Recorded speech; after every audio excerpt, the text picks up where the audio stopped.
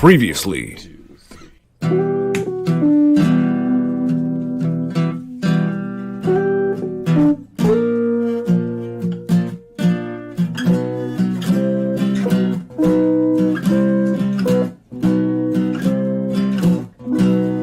X-Rated, the X-Men animated review show. Say it!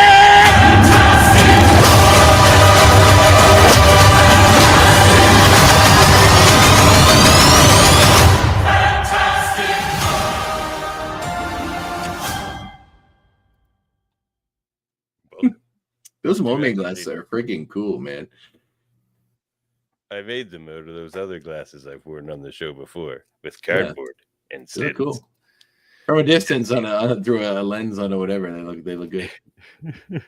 Well, change of plans here, X-Goons. We were going to have an interview, but change of plans. Tune in another time for that.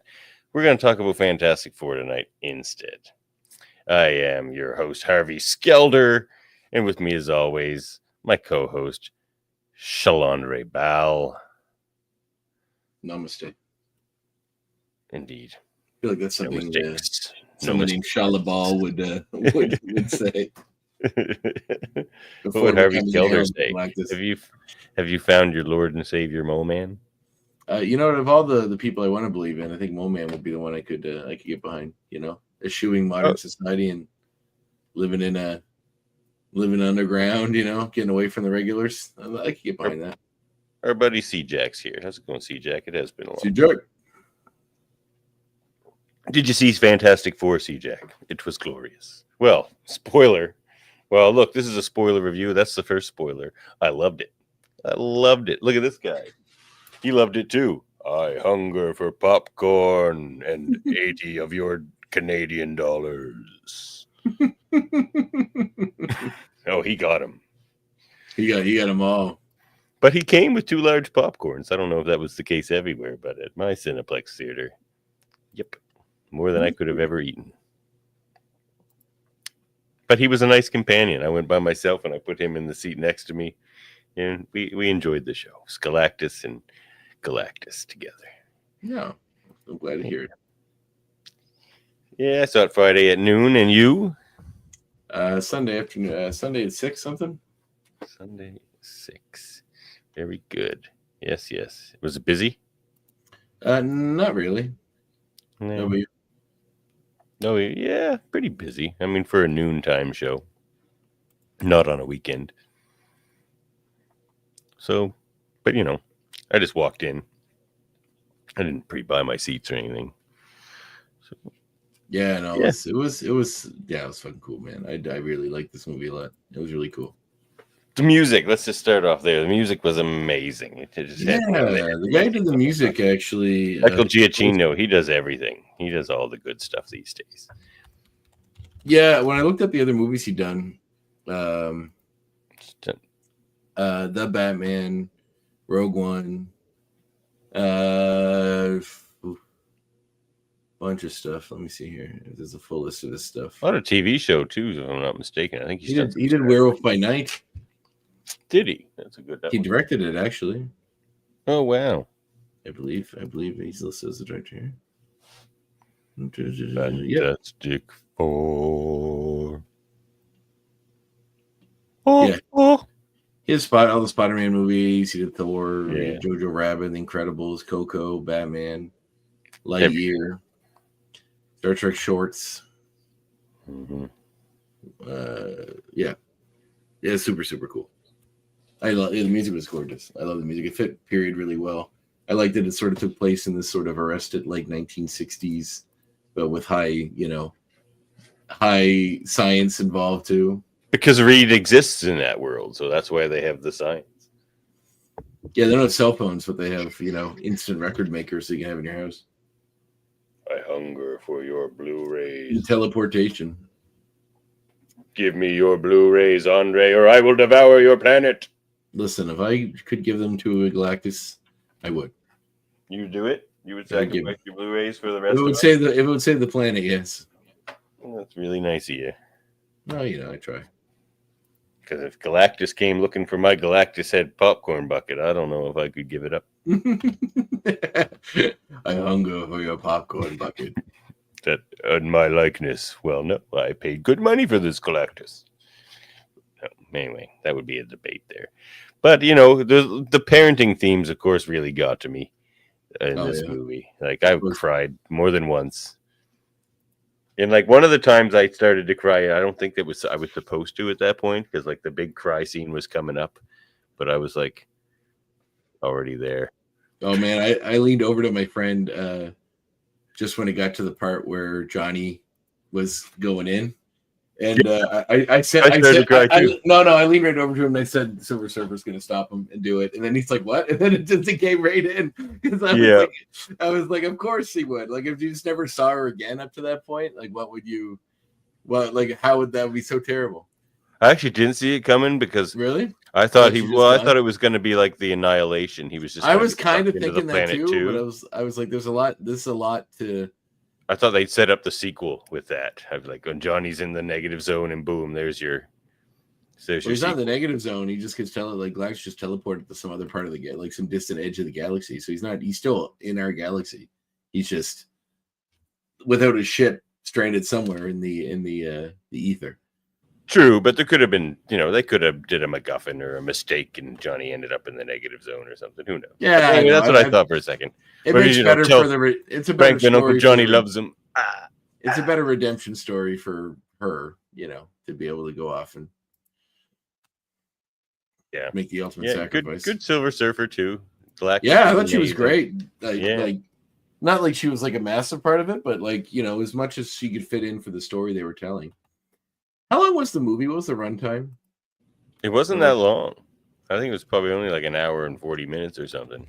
It wasn't very long. Because I know they cut the Red Ghost stuff. It was an hour and 55 minutes. The Red Ghost stuff, because they were like narratively they felt it was better without it. But man, I kind of would like to see it. We saw one of the monkeys. They said we're never gonna see it either. Yeah, we do see a Super 8.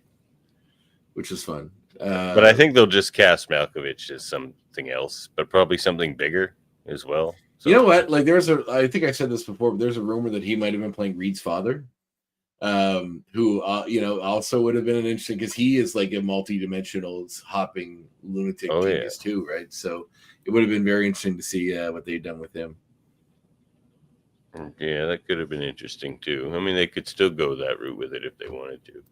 I'd like to see it maybe in the X-Men part of the MCU. That'd be fun. He could play a lot of characters over there.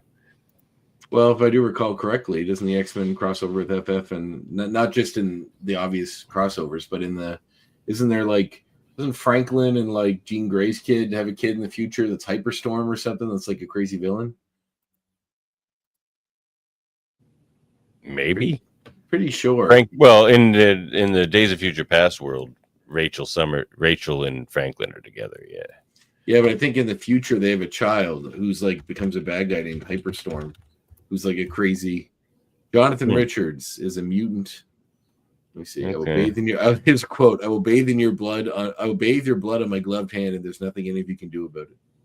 Classic Johnny Richards. In an alternate future, when mutant hunting sentinels devastate the world and turned many of the world's mutants into superhumans, Franklin Richards, a powerful mutant and son of Mystastic and invisible woman of the hero team, married Rachel Summers. The product of the union was phenomenally powerful mutant Jonathan Reed Richards, who ultimately grew up to use his great power to take over the post-apocalyptic world he lived in. Yeah.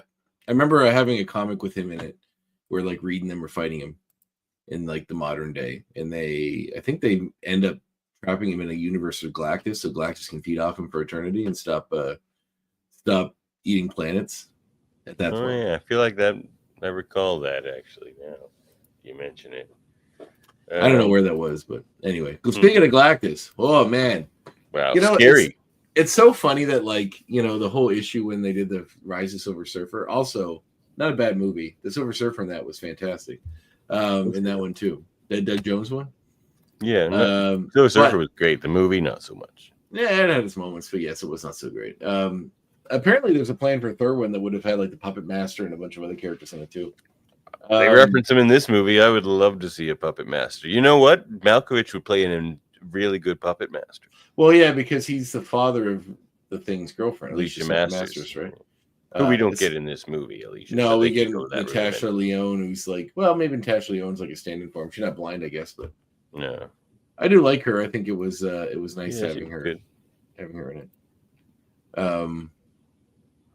But You don't need Alicia Masters. You don't really need that trope of like she can love him because she's blind, sort of thing. Like you don't need that. That's kind of an antiquated story point, maybe. well, hopefully you could love him for him, which is would be kind of the joy, right? Mm-hmm. So But yeah, I liked that all that opening montage stuff in like the 60s in their world. It was really great. The Fantastic Car looked amazing. I loved watching them fight Giganto. yeah, that was super cool. And It was seeing the Mole Man and how they depicted him was really fun. I really dug that. And then Reed's just like sends the bad guy coordinates to like the cops so they can go arrest like everybody. And he's like, there, I just got rid of all the bad guys, and thinks it's like, but I like punching things. Yeah, I know, I like that too. Yeah. So good. Yeah. Tops for me was Sue, though. I thought she was amazing. Like I've never seen Jessica or Vanessa Kirby. Vanessa Kirby. Sorry, I saw the Napoleon in movie anything before. But amazing. I saw So that good. Napoleon movie. Okay. She was in that one with Joaquin Phoenix. Like they never have.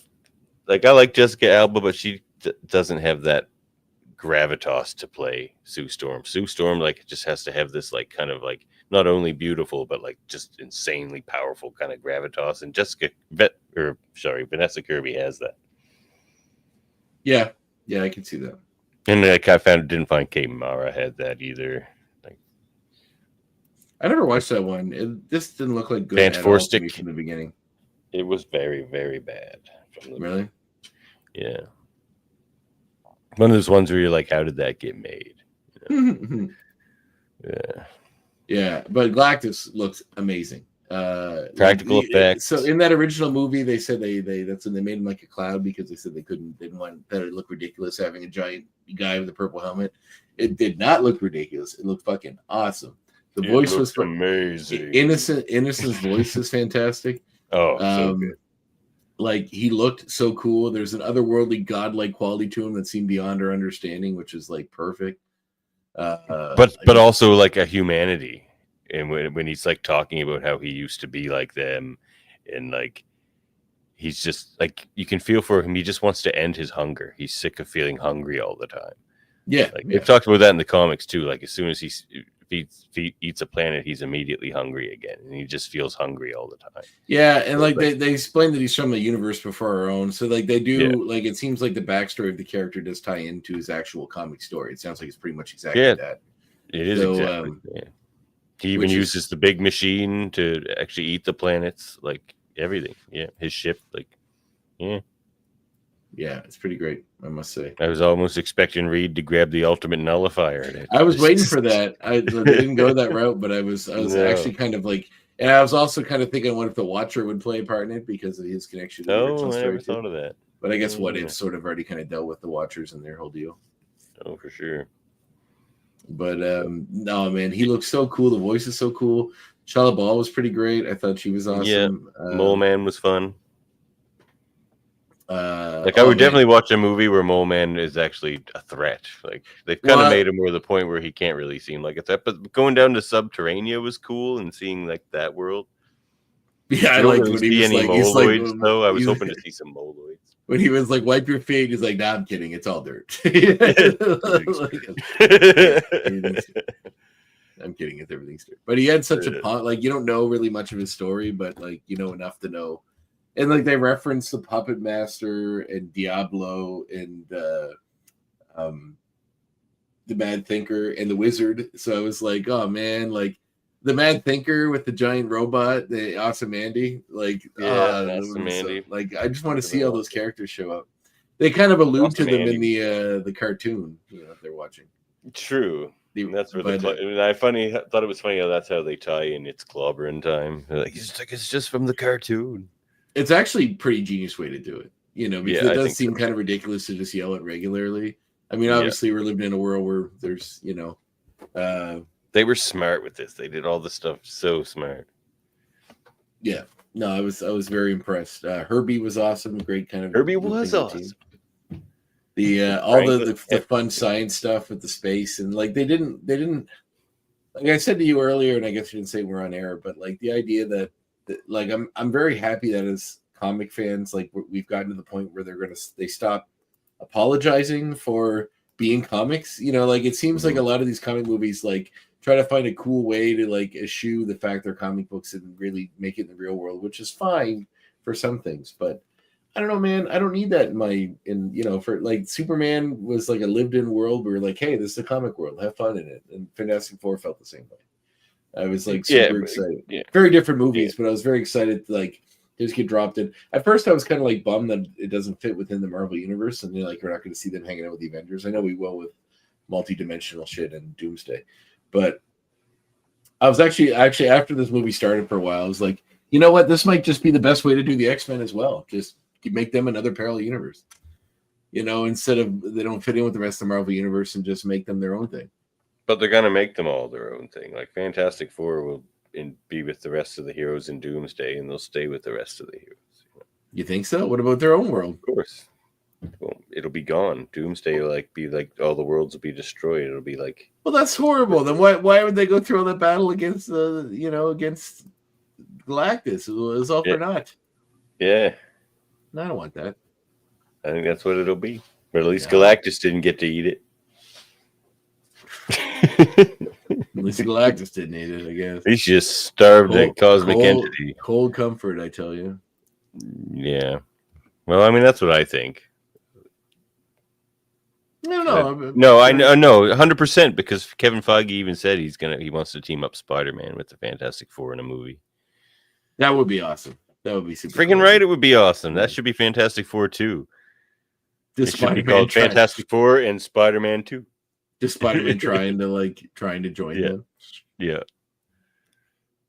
That would be hilarious. I would watch that all day. Would you? Yeah. I would watch this movie all day. I want to go see it again. Yeah. It's pretty awesome, man. I don't know. I can't begin to describe how much I enjoyed it. And the parenting themes, yeah, totally worked. Like Sue just through sheer force of motherhood pushing Galactus through the portal, and Reed's just like standing there like a dum dum, and she's just like, "Dude, go save your son." It's like, right, I can do that. It's just so good. So good. Yeah, and like Johnny had agency too. He wasn't just a moron. Like he actually did contribute something sciencey to it. I like how they say that like the best scientist is one of them, but they don't really. And so is Thing. Yeah, I know exactly, and I'm like, well, like, what are they? Well, he's like the best. He's the best pilot, I guess, is what his deal was. But, like the fact that they're all sort of sciencey, and like Johnny isn't just an idiot. Like he kind of has a whole thing going on there, which is cool. I kind of like that better, and they had to update them because in the '60s it was just like scientist Reed and his hot wife and her brother. Like they said that right in the intro.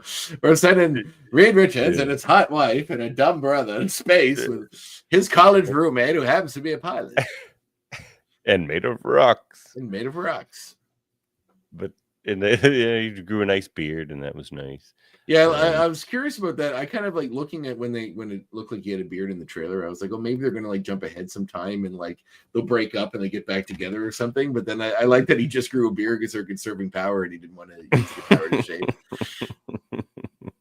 But I really wish I lived in this world because they all you think in our world we could all get along in order to save the entire planet? I don't know.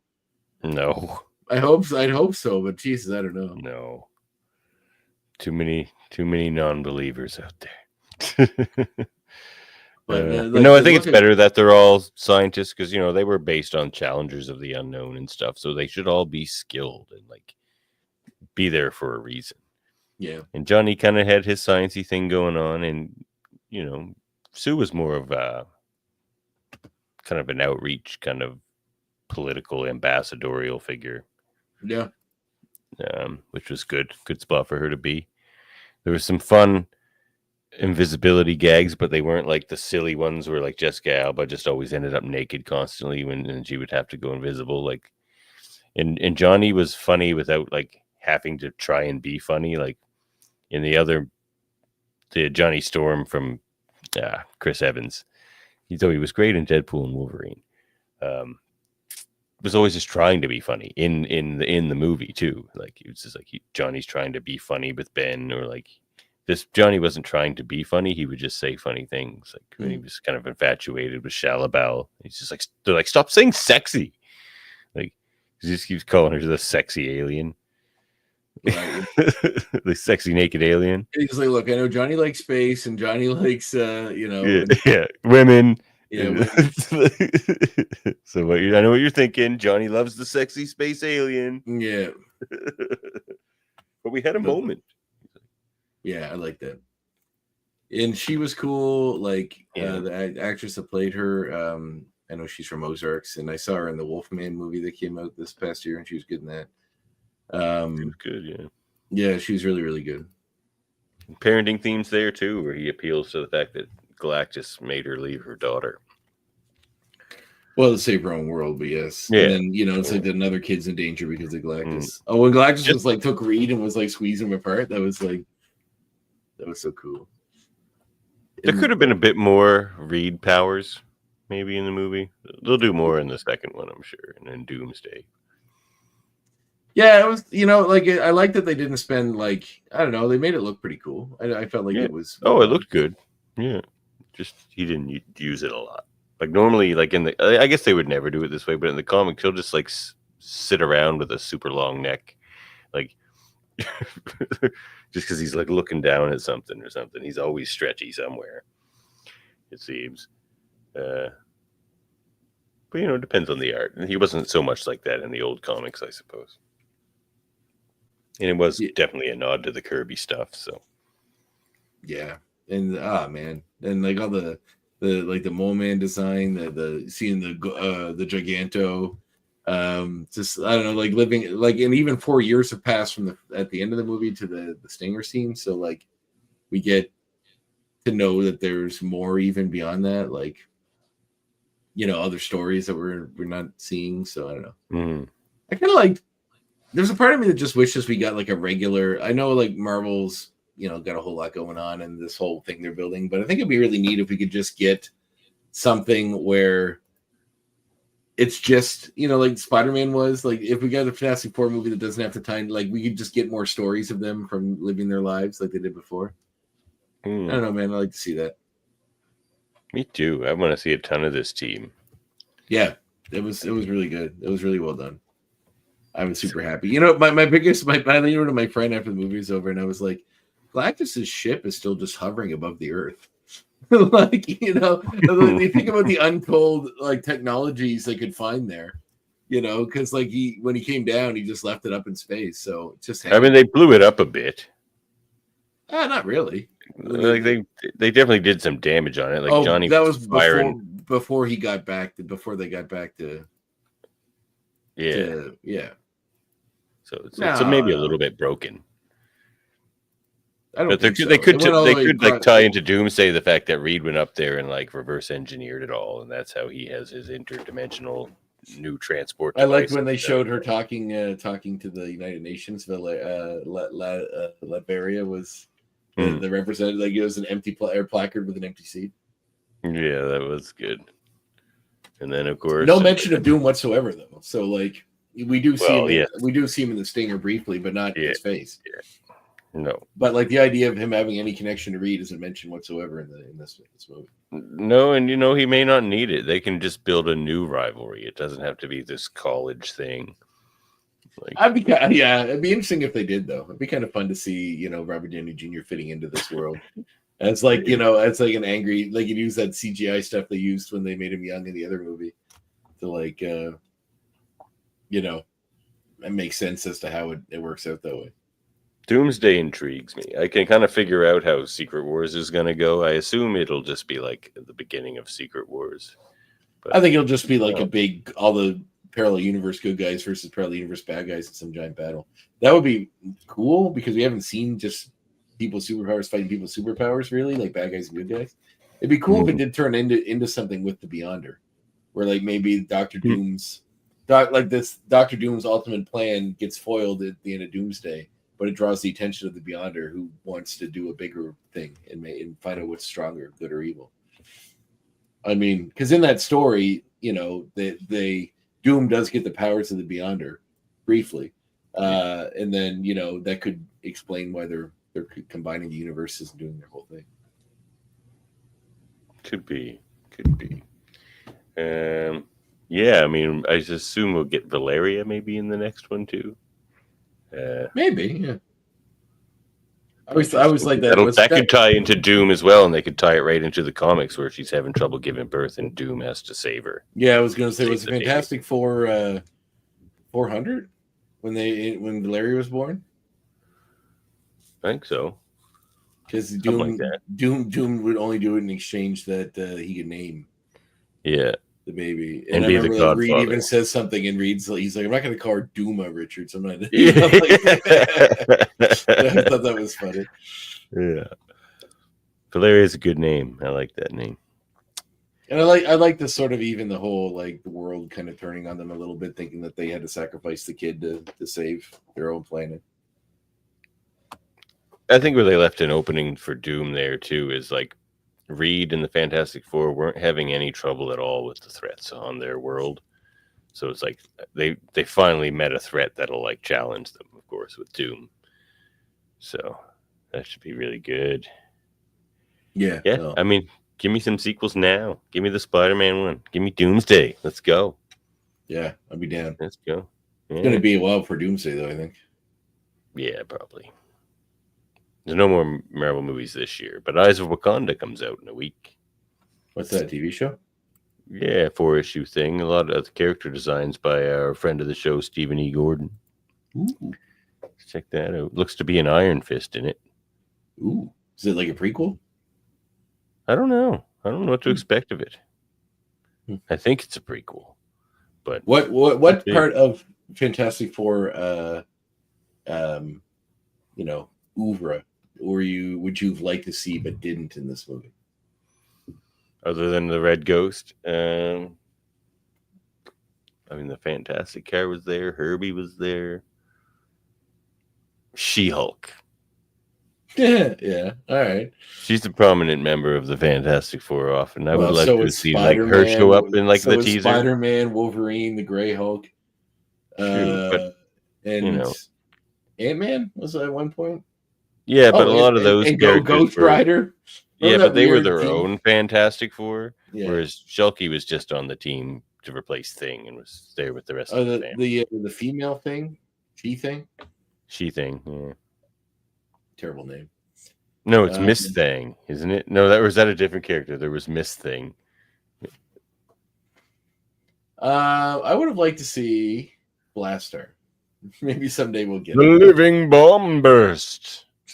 Like also, have them have a space fight. They didn't really show them having a space fight. Well, they didn't go back to space until that was the plot point. They didn't go back to space because Reed was scared about what happened last time. Of the basic day-to-day, it would have been fun to see Willie Lumpkin. Their mailman. Yeah, I'm surprised we didn't. I mean, that was Stan Lee. If Stan Lee was alive, he would have played that character. Yeah, well, like he did in the other one. But I'm sure they could have brought him back. Some delightful older character to play him, older actor. Yeah, let's get John Byrne to play him. I was really happy with, like, I was looking at who Marvel wanted for Galactus. Like, I guess Ralph Ineson was kind of on the list because he does have a very deep voice. But I think Javier Bardem was on that list too, which also would have been kind of cool. I had heard that. Liam Neeson as well, I guess, because the voice, and Antonio Banderas as well, which I was like, I don't know, like he doesn't normally mask his accent, so it would have been like his Hispanic Galactus. I have come to devour your world. I've come to devour your world. And everyone's just sort of like enraptured by his sexiness that they just love. Yes. Like, kiss me, Earth. Yes. I'll give you a piece of Galactus. Kiss me as I consume your very bodies. Oh, Galactus. Yeah. But the scene full of tension was when they came back and he has to do the press conference read and he has to tell everybody that he's not saving the planet because he's not giving his son up. Like, that's just tense. It was so tense. He's just like, of course. I said no, and they're all like, what? What do you mean? Of Yeah, course? what do you mean? Of Like course? what? What do you mean? And then Sue goes outside and does that right awesome speech to them and wins everybody over. Like Sue was so good. Yeah, no, I was very, very happy. Yeah, Yeah. it was great. I mean, we've spoiled it galore. Should we spoil it anymore, or should we get out of here? I don't know. I mean, what's left to spoil? Like Shia LaBeouf, the whole like the gold records thing I liked, and like giving us enough of her backstory to give us that. Like that was cool. Just from these like transmissions they were receiving anyway from space over like quite a long time. Yeah, and like pinpoint that was awesome. It's funny. It's kind of a good testament to good filmmaking because you didn't need a lot to explain that. You know what I mean? Like you didn't. It's like you needed like what they explained was pretty good. You know, like to I felt like they did a good job of it. That like without showing a lot, they did a good job of explaining the backstory. Like instead of spending like in an hour and 50 minutes, they did a pretty good job to get all that stuff in there and not make it feel crammed or rushed or any of that stuff. So kudos, Marvel. Yeah, kudos. So tense, but so good. Yeah, I'm a big fan of the Marvel space stuff. I'd like to see a little more of it. Yeah, me too. I hope we're gonna get some more of that. I mean, Blaster, Burstar, Blaster, Jack of Hearts. I'm sure they'll do Annihilus. I'm sure they will. Apparently, that was the plan for if they'd made a third one. I think the Puppet Master and Annihilus would have played into it. Also, the Negative Zone of the original Fantastic Four movies. They said they would have introduced because they hinted at Alicia Masters, mentioned her stepfather or whatever, and then Annihilus apparently in the Negative Zone was part of the plan. So, it's a good plan. It's a good plan. Hopefully we get some of those characters in the MCU, but they could do anything. I mean, there's a lot of good Fantastic Four to reach into. Yeah. The rich tapestry, if you will. Yeah, you might say. Quite rich. All right, well, as rich as Reed Richards and Doctor Doom, perhaps. They never talk about, I guess, how rich Reed is, but he's super rich. Reed is rich? Baxter Building looked cool. Of course he is. All those patents. Well, you know what it reminded me of? If you ever, any of our listeners have ever been to Disney World, they have the, I know Universal Studios, they have the Universal Parks, and they also have the Universal Hotels. And my wife and I stayed at the, what's it called? It's the Baxter Building? No, but it looks like the 50s. Like it's done to look like the 1950s. And there's a, what's it called? Universal Hotel, the 1950s. So and everybody smoke inside. Cabana Bay Beach, Cabana Bay. That's it. So it's very like very 50s retro-y looking. And like the gym in there is called the Jack LaLanne Gym. I don't even remember Jack LaLanne was, but he was kind of a famous like 1950s fitness guy. That like it's all like his tracksuits. He always famously wore these tracksuits with a V-neck that went down here, and like they're on display, and like they have his old TV show with him explaining like workout stuff all on the walls, and it's really cool. And like the aesthetic of the movie, the design and like the building, everything, it was very, very much like that, which I was, as a design person, I was super happy with it. So Reed's lab was super cool, like all the like circular little screens and everything was blue. And Herbie was great. Like his design was super cool, and how he like actually is kind of like an important part of what they do. Like they sent him off on part of the family. Like he was looking after the baby. Like when he was like just playing with the baby, and then he looks in the window and you see Glax's face. He just hits the button that closes the window, like that's going to do anything. I love Glax just looking at the Statue of Liberty as well. That was really fun. Smirking at it. Yeah, pretty funny. But like even like he doesn't speak a lot. Yeah, that is awesome. When he like they have this whole trap set up for him, and he steps over it, and like he's not 100% in, and then he realizes because he sees the triangle they drew. Yeah. Like they drew out of this triangle that they need to lure him into, in this big red like. Of course, he's going to see it. You know, it's funny because I didn't know when the trap didn't work. That's the thing. I didn't think that they would go back to it. I figured they'd figure something else out. So that they used the bit with Sue to use her powers to push him they like basically push herself to death to push him and show how powerful she is to push him into the portal. I was a blubbery mess by that point. Oh, when the baby was like crying on her, and then it seemed like just when they closed the baby in that thing, like the baby carrier in the first place, like they just set this baby in there and then just close the glass. I can't imagine closing my baby behind glass like that. Even that I was just like, this movie's mean to me. But anyway, loved it. Yeah, 10 out of 10. It was super cool. Yeah, 10 out of 10 for sure. Well, anything else to say? Should we spoil any more movies for the X-Goons? No, I think we did enough. I mean, they didn't have to watch if they didn't want to. Hopefully they did if they seen the movie already. And if not, just wait and watch it after you see it. Mm-hmm. Although it's too late to tell them that now. Yes, it is. Well, I called it the spoiler review, so. All right. I wash my hands of it all. Mm.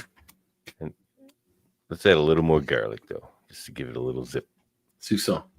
Not because it's not delicious. I like that there wasn't like a ton of like we do see Reed beating himself up over what happened to the Thing, but there's not like a whole thing with the Thing giving him a guilt trip. Just one scene. He mentions it to him once. Yeah, he's just like, and the Thing just kind of brushes him off because Thing he's not really moping around about like he does in the other movie. I mean, you can see he wished he looked the way he did, but he's pretty great. Like he's just a good Rock. He's like a great uncle kind of character. Like when they announce that they're pregnant, he picks it up right away. He's acting weird. And it's like, you're gonna be a great mom, and you are gonna be a great dad. He's just like, I'm just kidding. You're way out of your depth. Yeah, like, but we're gonna be the best uncles in the world. Yeah, yeah, it's super good movie, man. Yeah, super good. Well, let's get out of here. It was fun talking about it for a few minutes. Sure. I do want to go see it again. Hopefully enjoyed it as much of us, but go see some other movies too. There's lots of good stuff out right now. And hopefully back to our usual scheduled programming next week. Meantime, catch you next time. Catch you FF time. FF.